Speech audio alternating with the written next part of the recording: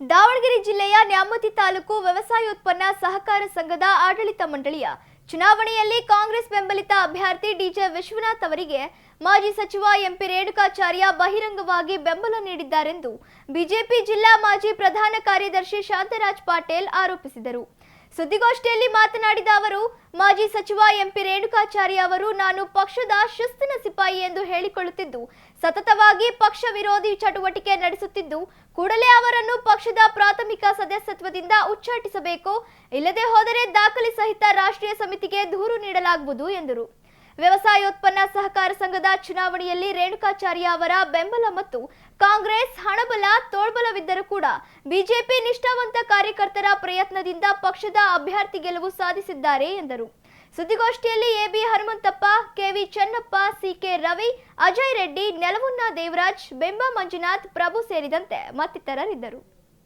ಇಡೀ ರಾಜ್ಯದಲ್ಲಿ ತಮ್ಮನ್ನು ಕರೆದೇ ಇದ್ರು ಕೂಡ ಒಬ್ಬ ಸ್ವಯಂ ರಾಜ್ಯದ ನಾಯಕನ ಥರ ಭಾರತೀಯ ಜನತಾ ಪಾರ್ಟಿಯ ಒಂದು ಅಂಗ ಅಂತೇಳಿ ಭಾವಿಸ್ಕೊಂಡು ನಾನೊಬ್ಬ BJPಯ ಶಿಸ್ತಿನ ಸಿಪಾಯಿ ಅಂತೇಳಿ ಕಂಡು ಇಡೀ ರಾಜ್ಯವನ್ನು ಸ್ವಾಯಿಚ್ಛೆಯಿಂದ ತಿರುಗಾಡುವಂತಹ ಮಾಜಿ ಸಚಿವರಾದ ರೇಣುಕಾಚಾರ್ಯ ಅವರು ಈ ಹಿಂದೆ 2 ಬಾರಿ ನಡೆದಂಥ ಪತ್ರಿಕಾಗೋಷ್ಠಿನಲ್ಲಿ ಕಾಂಗ್ರೆಸ್ನ ಒಂದು ಭಾಗವಾಗಿ ಕೆಲಸ ಮಾಡ್ತಾರೆ ಅಂತಕ್ಕಂಥ ಆರೋಪವನ್ನು ನಾವು ಹಿಂದೆಯೂ ಕೂಡ ಮಾಡಿದ್ವು. ಇವತ್ತು ಹೊನ್ನಾಳಿ ತಾಲೂಕಿನಿಂದ ಬೇರ್ಪಟ್ಟಂತಹ ನಿಯೋಜಿತ ನ್ಯಾಮತಿ ಹೊಸ ತಾಲೂಕು ಆದ ಮೇಲೆ TAPCMS ತಾಲೂಕು ವ್ಯವಸಾಯೋತ್ಪನ್ನ ಸಹಕಾರ ಸಂಘದ ಆಡಳಿತ ಮಂಡಳಿಯ ಚುನಾವಣೆಗೆ ಬಹುಶಃ ಮುಖ್ಯ ಪ್ರವರ್ತಕರಾಗಿ ನಮ್ಮ ಪ್ರವೀಣ್ ಅವರು ಹೊಸ ತಾಲೂಕನ್ನು ರಚನೆ ಆದಮೇಲೆ ಅದಕ್ಕೆಲ್ಲ ಓಡಾಡಿ ಷೇರು ಸಂಗ್ರಹವನ್ನು ಮಾಡಿ ಚುನಾವಣೆಗೆ ತಯಾರಿ ಮಾಡ್ಕೊಂಡ್ರು. ಬಹುಶಃ ಹೊಸ ಸಹಕಾರ ಸಂಘಗಳನ್ನು, ಹೊಸ ಸೊಸೈಟಿಗಳನ್ನು, ಬ್ಯಾಂಕ್ಗಳನ್ನು ಸಹಕಾರ ಕ್ಷೇತ್ರದಲ್ಲಿ ಏನಾದ್ರು ಓಡಾಡಿದ್ರೆ ಮೊದಲು ಚುನಾವಣೆ ನಡೀತಕ್ಕಂಥದ್ದು ಭಾಳ ವಿರಳ. ಅವಿರೋಧವಾಗಿ ಯಾರು ಓಡಾಡಿರ್ತಾರೆ, ಶ್ರಮಿಸಿರ್ತಾರೆ, ಅಂಥವ್ರನ್ನ ಅವಿರೋಧವಾಗಿ ಆಯ್ಕೆ ಮಾಡ್ತಕ್ಕಂಥದ್ದು ಒಂದು ಸಂದರ್ಭ.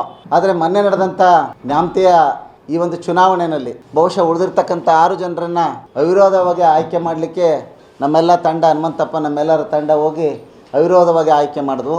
ಬಹು ಮುಖ್ಯವಾಗಿರ್ತಕ್ಕಂಥ ಒಂದು ಸಾಮಾನ್ಯ ಮೀಸಲು ಕ್ಷೇತ್ರ ಏನಿತ್ತು, ಆ ಕ್ಷೇತ್ರಕ್ಕೆ ಭಾರತೀಯ ಜನತಾ ಪಾರ್ಟಿಯ ಬೆಂಬಲಿತ ಅಭ್ಯರ್ಥಿಯಾಗಿ ನಮ್ಮ ಪ್ರವೀಣ್ ಅವರು ಗೋವಿಂದ ಕವಿ ಉಮೇದುವಾರಿಕೆಯನ್ನು ಸಲ್ಲಿಸಿದರು.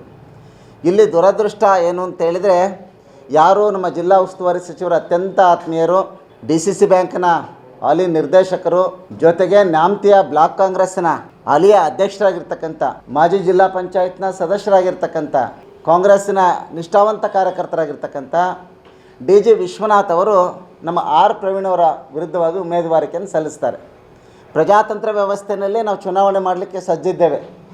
ಇಲ್ಲಿ ಬಂದಿರತಕ್ಕಂಥ ಪ್ರಶ್ನೆ ಏನು ಅಂತ ಹೇಳಿದರೆ, ಹೊನ್ನಾಳಿಯ ಮಾಜಿ ಶಾಸಕರಾಗಿರ್ತಕ್ಕಂಥ ರೇಣುಕಾಚಾರ್ಯ ಅವರ ಅಣತೆ ಅಂತ ನಡೀತಕ್ಕಂಥ ಒಂದು ಕಳಪೆ ಭಾರತೀಯ ಜನತಾ ಪಾರ್ಟಿಯ ಗುಂಪು ಏನಿದೆ, ಮಂಡಲದ ಉಪಾಧ್ಯಕ್ಷರಿಂದ ಹಿಡಿದು ನಮ್ಮ ರಾಜ್ಯ BJPಯ ಸರ್ಕಾರ ಇದ್ದಾಗ ಏನು ಬಗರುಕುಂ ಸಮಿತಿಯ ಅಧ್ಯಕ್ಷರಿಂದ ಹಿಡಿದು ಈಗಿರುವಂಥ ಪದಾಧಿಕಾರಿಗಳಿಂದ ಹಿಡಿದು ಪಕ್ಷದ ಎಲ್ಲ ಮುಖಂಡರನ್ನ ಸನ್ಮಾನ್ಯ ಶ್ರೀ ರೇಣುಕಾಚಾರ್ಯ ಅವರು ಕಾಂಗ್ರೆಸ್ಸಿನ ಅಭ್ಯರ್ಥಿಯಾಗಿರ್ತಕ್ಕಂಥ DG ವಿಶ್ವನಾಥ್ ಅವರ ಪರವಾಗಿ ಒಂದೇ ವಾಹನದಲ್ಲಿ ಪ್ರತಿ ಹಳ್ಳಿಗೆ ಭಾರತೀಯ ಜನತಾ ಪಾರ್ಟಿಯ ಮುಖಂಡರು ಕೂಡ ಹೋಗಿ ಮತಯಾಚನೆ ಮಾಡಿರ್ತಕ್ಕಂಥದ್ರ ಹಿಂದೆ ಕಾಂಗ್ರೆಸ್ಸಿನ ಎಲ್ಲೋ ಒಂದು ಕಡೆ ಒಲಮೆ ಕಾಂಗ್ರೆಸ್ ಕಡೆ ಅವ್ರದ್ದಿದೆ ಅಂತೇಳಿ ಭಾರತೀಯ ಜನತಾ ಪಾರ್ಟಿನಲ್ಲಿ ಇದ್ಕೊಂಡು ಭಾರತೀಯ ಜನತಾ ಪಾರ್ಟಿನಲ್ಲಿ ಇದ್ದು ಕೂಡ ನಮ್ಮ ತ್ರಿವರ್ಣ ಧ್ವಜವನ್ನು ಹಿಡಿದ್ಬಿಟ್ಟು ಕ್ಷೇತ್ರದ ತುಂಬ ಓಡಾಡಿ ಸನ್ಮಾನ್ಯ ನರೇಂದ್ರ ಮೋದಿ ಅವರ ಹೆಸರನ್ನು ಹೇಳ್ತಾ ತಾನೊಬ್ಬ ಶಿಸ್ತಿನ ಸಿಪಾಯಿ ಅಂತ ಹೇಳ್ಕೊಂಡು ಬ್ಲಾಕ್ ಕಾಂಗ್ರೆಸ್ನ ಅಧ್ಯಕ್ಷನ ಪರವಾಗಿ ದೂರವಾಣಿ ಮುಖಾಂತರ ಮತಯಾಚನೆ ಮಾಡಿದ್ದು ಅಲ್ಲದೇನೆ ಎಲ್ಲ ಮುಖಂಡರನ್ನ, ಪದಾಧಿಕಾರಿಗಳನ್ನು ಎಲ್ಲರನ್ನ ಆ ಚುನಾವಣೆಯಲ್ಲಿ ಅವ್ರು ಒಟ್ಟಿಗೆ ಜೋಡಿಸಿರ್ತಕ್ಕಂಥದ್ದು ಇದೊಂದು